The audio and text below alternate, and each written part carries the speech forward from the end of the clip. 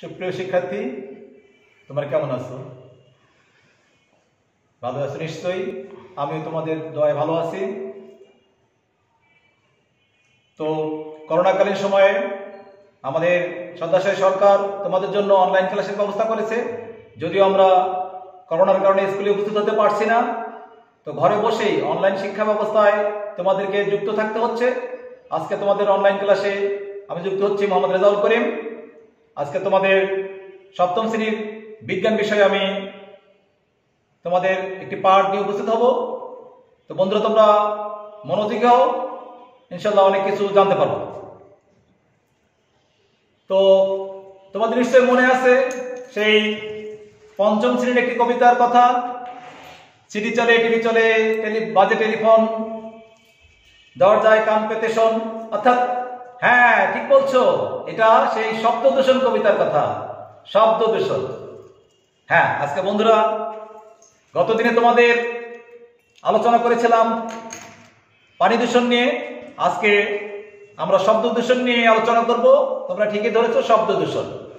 তো শব্দ দূষণ কি, কিভাবে হয়, এর ক্ষতিকর প্রভাব কি আছে না আছে আমরা একটু জানবো। তো তোমাদের আজকে পাঠ আছে শব্দ দূষণ নিয়ে, অর্থাৎ শব্দ দূষণের একটা অংশ।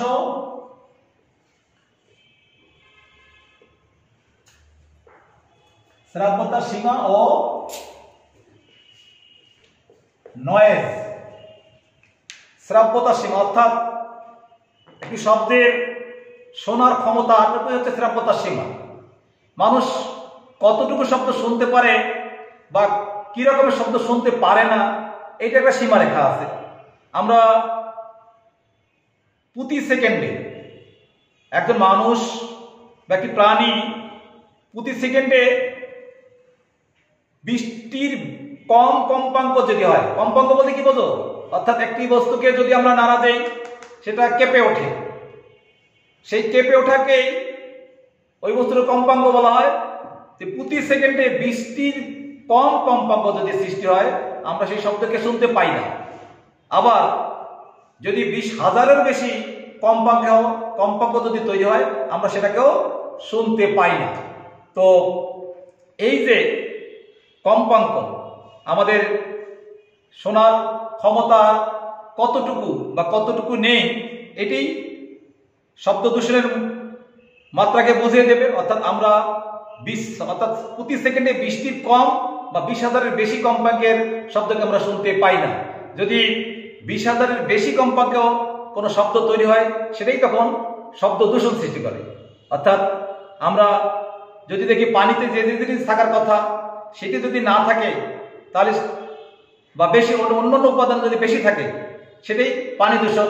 বায়ুতে যে উপাদানগুলো থাকার কথা সেটি যদি না থাকে, তখন তা হবে বায়ু দূষণ। তেমনি করে শব্দর যে মাত্রাটুকু আমাদের থাকার কথা, সেই মাত্রা যদি আমাদের না থাকে, তাহলে বা অনেক বেশি পরিমাণে থাকে, তাহলে সেটা শব্দ দূষণের সৃষ্টি হবে। বন্ধুরা, প্রতি সেকেন্ডে এই যে শব্দের কম্পাঙ্ক, এটাকে পরিমাপ করা হয় হার্টজ দ্বারা। অর্থাৎ প্রতি সেকেন্ডে কতটা কম্পন দেবে, সেটাই হার্টজ দ্বারা পরিমাপ করা হয়। তো তোমরা কি জানো যে মানুষের শব্দের অর্থাৎ কানের শ্রাব্যতার সীমা কত? হ্যাঁ, এটা 20,000-এর মধ্যেই থাকবে। 20,000-এর বেশি হলে তা সে শুনতে পাবে না। তবে এখানে আশ্চর্যের বিষয় যে মানুষের চেয়ে কুকুরের শব্দের শ্রাব্যতার সীমা অনেক বেশি।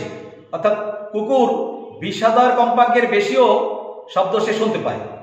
সেই কারণেই তোমরা লক্ষ্য করছো বিভিন্ন বাহিনীতে, অর্থাৎ পুলিশ, বিডিআর, র্যাব, এরকম কিছু সুসজ্জিত বাহিনীতে তারা কুকুর পালন করে। কেন করে বন্ধুরা?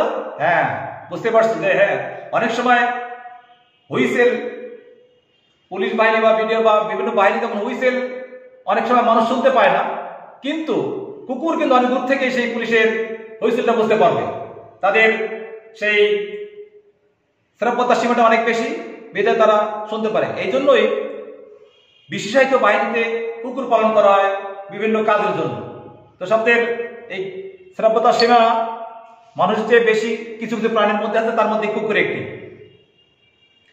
আর এই শব্দের শ্রাব্যতার সীমা দিয়ে আরেকটি যন্ত্র আমাদের প্রায় চিকিৎসা ক্ষেত্রে ব্যবহৃত হয়ে থাকে প্রতিনিয়তই প্রায়, যেটা আল্ট্রাসোনোগ্রাফি মেশিন। এটাও আমাদের দেহাভ্যন্তরের বিভিন্ন অংশের যে শব্দের কম্পাঙ্ক সৃষ্টি করে সেটাকে বহুগুণ বাড়িয়ে বা কমিয়ে আমাদের দেহাভ্যন্তরের বিভিন্ন অর্গান অর্থাৎ আমাদের শরীরের অঙ্গগুলোর বৃদ্ধি বা কম, কোনো অংশ কি বৃদ্ধি করলো বা কোন অংশ কমে গেল সেটার একটা সীমা পাওয়া যায়। এটাও শব্দ তরঙ্গের মাধ্যমেই পাওয়া যায়। তো বন্ধুরা, আমরা শব্দ দূষণ সম্বন্ধে জানলাম।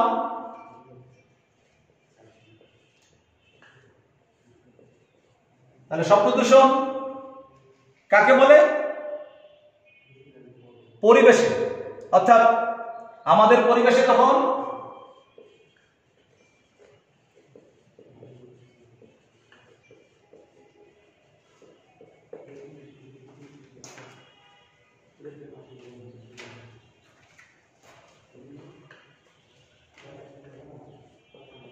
যখন অবাঞ্ছিত বা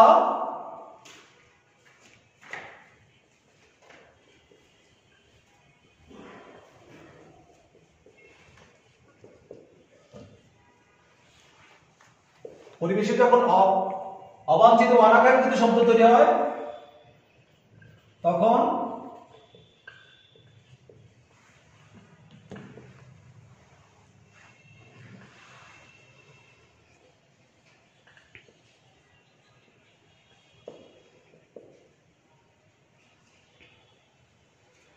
অর্থাৎ পরিবেশে যখন অবাঞ্ছিত ও অনাকাঙ্ক্ষিত শব্দ তৈরি হবে, যেটা আমাদের কাছে আশাপ্রদ নয়, আকাঙ্ক্ষিত নয়, সেই শব্দকে আমরা শব্দ দূষণের মধ্যে ফেলবো।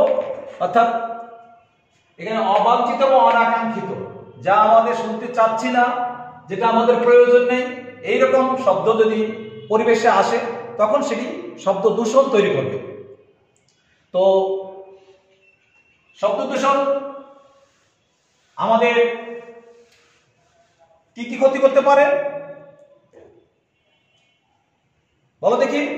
যে হ্যাঁ, শব্দ দূষণ আমাদের অনেক ক্ষতি করে থাকে। শব্দ দূষণের মাধ্যমে আমরা অনেক ক্ষতিগ্রস্ত হয়ে থাকি, ক্ষতির শিকার হয়ে থাকি। তা আমরা লক্ষ্য করছি কি কি ক্ষতি করে।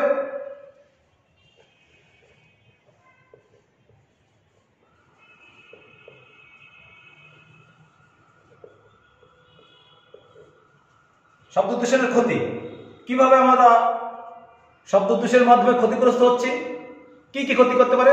হ্যাঁ, তুমি বলো দেখি। জি, ঠিক আছে। অনিদ্রা, একটা হচ্ছে অনিদ্রা।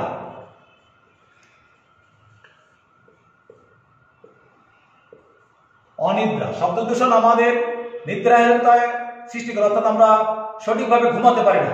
আমরা ঘুমাচ্ছি, ঘুমের জন্য মানুষের প্রয়োজন একদম নিঃশব্দ নিশ্চুপ পরিবেশ। সেখানে যদি আমরা ঘুমাচ্ছি, আশেপাশে যদি শব্দ তৈরি হয়, আমরা ঘুমাতে পারবো না। আর একজন সুস্থ সবল মানুষ যদি সঠিকভাবে ঘুমাতে না পারে, তিনি খুব শীঘ্রই অসুস্থ হয়ে পড়বেন।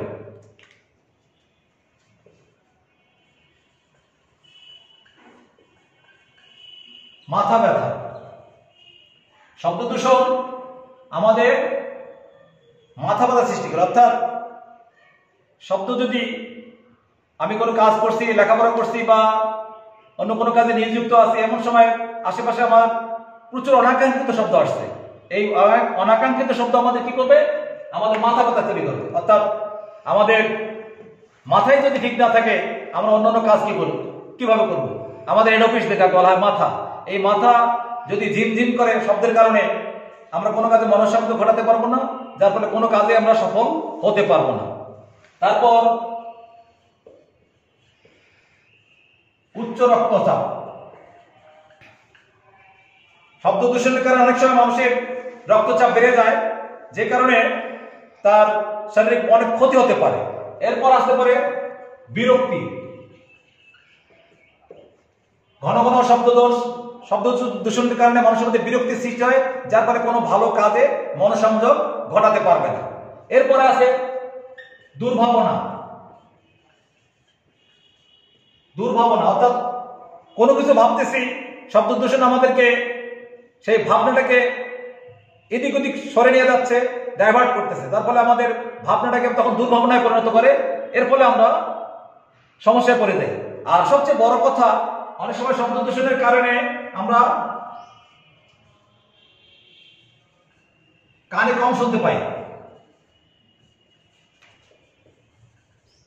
অর্থাৎ বেশি পরিমাণ শব্দ হলে, একাধারে অনেক পরিমাণ শব্দ হলে আমাদের কানে ঝালাপালা শুরু হয়, কানে ঝিঝি শব্দ করে, অর্থাৎ আমাদের কানের অনেক প্রচুর ক্ষতি করে থাকে, এক পর্যায়ে কান আর শোনার ক্ষমতা পর্যন্ত হারিয়ে ফেলে। কাজে শব্দ দূষণ এরকম মারাত্মক কিছু ক্ষতিকর কাজ আমাদের করে থাকে। তো শব্দ দূষণের এই ক্ষতি থেকে আমরা কিভাবে নিজেদেরকে মুক্ত করব বা শব্দ দূষণ রোধ করব, আমরা দেখি।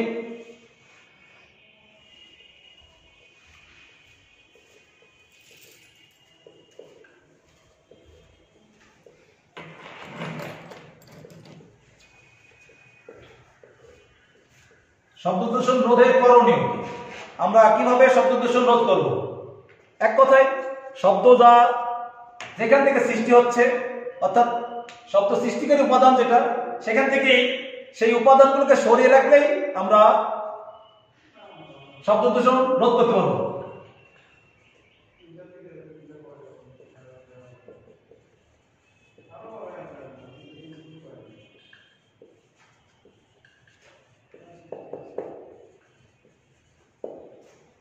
শব্দ সৃষ্টিকারী উপাদানকে সরিয়ে রাখা।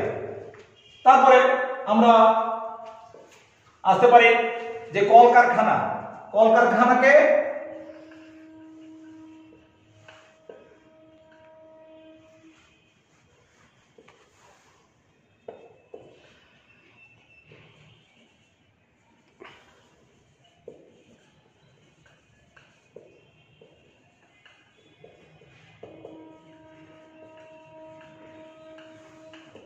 অর্থাৎ শব্দ দূষণ রোধ করতে আমরা কলকারখানাকে আবাসিক এলাকায় রাখবো, অর্থাৎ মানুষের বসবাসযোগ্য স্থান থেকে আমরা সেটিকে দূরে স্থাপন করবো, তারপরে মানুষ সেখান থেকে স্বস্তি পাবে। তারপরে আমরা বলতে পারি যে যানবাহনের হর্ন যথাসম্ভব কমিয়ে আনা, উচ্চ শব্দে আমরা যেন হর্ন না বাজাই, যত্রতত্র না বাজাই, সেদিকে লক্ষ্য করব। তারপরে আমাদের রেডিও, টেলিভিশন বা এরকম কোনো বাদ্যযন্ত্র থাকে, তার ভলিউম আমরা কমিয়ে দেব, উচ্চ শব্দে বাজাবো না। এখান থেকে আমরা শব্দ দূষণের হাত থেকে নিজেকে রক্ষা করতে পারবো। আবার আমরা আমাদের বাড়ির আশেপাশে রাস্তাঘাটে যদি গাছপালা বেশি পরিমাণ লাগাই, তাহলে এই গাছপালা অতিরিক্ত শব্দকে আমাদের বসতবাড়িতে ঢুকতে বাধা দেবে, ফলে আমরা শব্দ দূষণ থেকে নিজেদেরকে রক্ষা করতে পারবো। আবার কিছু কিছু যানবাহন আছে, আবার কিছু কিছু যেমন রকেট, বিমান, কলকারখানা বা গাড়ি, এদের যদি সাইলেন্সার লাগানো হয় তাহলে শব্দ দূষণ কমে আসবে। তো বন্ধুরা, সাইলেন্সার কি বলতে পারবে? হ্যাঁ, সাইলেন্সার হচ্ছে এক বিশেষ ধরনের যন্ত্র, যেটাকে কোনো কলকারখানায় বা কোনো যন্ত্রের সঙ্গে লাগিয়ে রাখলে ধোঁয়াটাকে, শব্দটাকে বাইরে পরিবেশে আসতে বাধা দেয়, এটাকে বলা হয় সাইলেন্সার। আমরা অনেক সময় দেখেছি মোটরসাইকেলে বা বিভিন্ন গাড়ির পিছনে সাইলেন্সার লাগানো থাকে, যেখানে শব্দ উচ্চ শব্দে বাইরে আসতে পারে না। তো আমরা এই সমস্ত ব্যবস্থা নিলেই শব্দ দূষণ থেকে রক্ষা করবো। আমরা নিজেরা সবাই শব্দ দূষণ থেকে নিজেদেরকে মুক্ত থাকবো, শব্দ দূষণ করবো না, পরিবেশকে সর্বদা আমাদের বসবাসযোগ্য করবো।